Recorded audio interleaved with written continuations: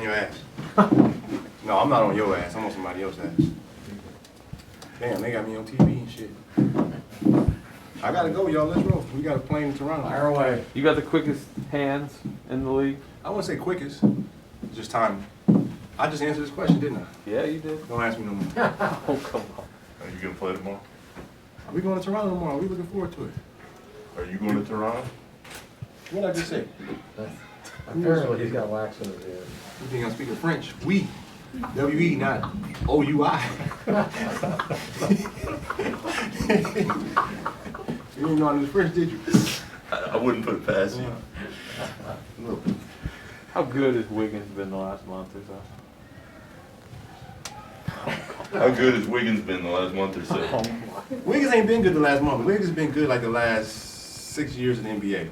Just think, you know, the league is the league, and, you know, you get on certain situations and, you know, your talent is seen more in certain situations than others. I think with Wiggs, it's,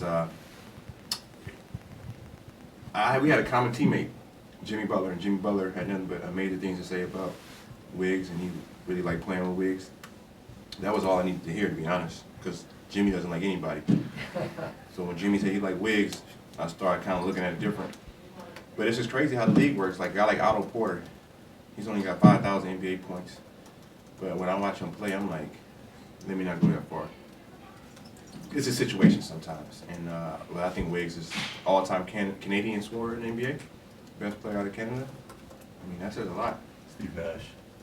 Steve Nash is from He was Canada. born in South Africa, Steve Nash, Canadian, though. I got to tell Wiggs that. but he was born in South Africa. True. But where is Kyrie Irving Australian or American? No, What do you think about that, by the way? Aha. What do you think about that? Kyrie's my man.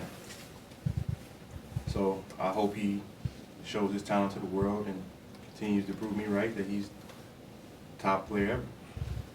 They don't want him. They don't want us to see him in his skill set, though. His mind's too free. Do you, Shuffle. do you think that that can work for a team to have a part-time player? I mean, with his talent, yeah. With his talent, I mean, as long as he playing in the playoffs, and then if they do what they're supposed to do, get the #1 seed, they get home court advantage.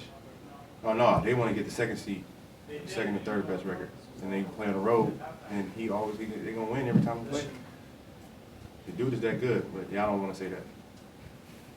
What is your concern level with just the COVID situation and the protocols and all the players that are going into it right now? It's just you throwing in a trick bag, you know what I mean?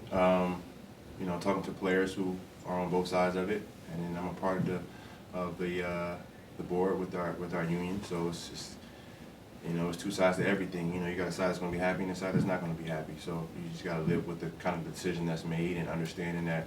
I think as a group, we have to continue to understand that it's 450 players and the majority vote wins. So someone's going to not be happy. So we just all got to, you know, you got to make that decision. You sacrifice something, whether it's your check or putting your family in danger. It's just I was talking about a post game. It's the machine, you know, it's the nature of the machine. And sometimes it can be, I don't know what word to use. The word I was thinking is not the right word. It's going to get used the wrong way, but sometimes it may not be right. It's business over the human element of it. And you got to be able to decide whether you want to participate in it. So it's just tough. You're just talking about playing during the pandemic or not, or? Right, because I mean, it can go many different ways. Like, can you play with COVID? Someone asked that question.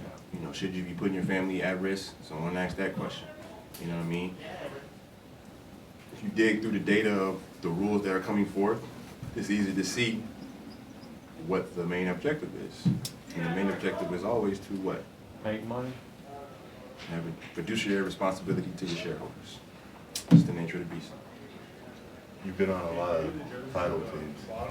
As this season progresses now, you look at what's happening and say, we have what it takes to get there.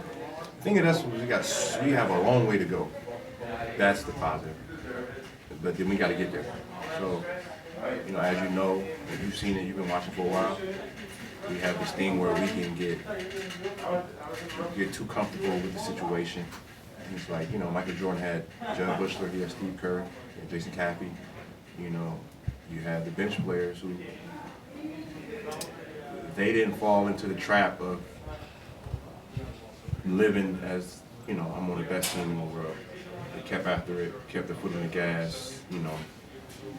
They were always on, they were professional about it. But this new age basketball, with so many things going on, everyone's trying to be a brand. So it can get thrown in the mix and it can kind of throw off the rhythm of, you know, some nights Steph isn't going to have, you know, 40. He might struggle. It's up to us to do the nuance, that be well with our nuanced play and get us over the hump. Like, we have to win a few games. And when I see that, then I'll say, you know, we're in a position to you know, win a title. With the depth that you guys have, are you better positioned to withstand some of this uncertainty? Yeah, we have depth, but we got to play smarter basketball. You know, sometimes we get in certain situations where we don't excel or we don't get over the hump with our brains, and like that's the next step for us. So we can't be complacent and say, oh, we're fine here. It's like identifying, you know, how you're being scouted individually and then how we're getting scouted as a team, and say, okay, they've been doing this on me for the last 10 games because they realize that I've done this really well, and they've kind of countered us and they've taken me out the game, whoever that particular player may be or wherever that scout may be, and say, all right, this is what I'll do to counter that. That's next level. So that's a part of the bench and the depth that I feel like we're going to continue to work on and try to get better at. Are there examples of that that are coming to mind as you're talking about? Oh, 100%. But I mean, I wouldn't give out the blueprint. But I mean, hopefully we're aware of it. You know, I see certain things on the court. It's like, okay, this is what they're doing to that guy. You know, tonight Cannon was all the way off of me. And I see a ton of things. And it was me and Wiggins countered it, and Wiggins went crazy second quarter. So, and then Wiggins and I haven't played as much this year at all. But we picked it right up, and he had a crazy second quarter. And like that, those are the things I'm talking about. But it can't always come from me, or it can't always come from Draymond.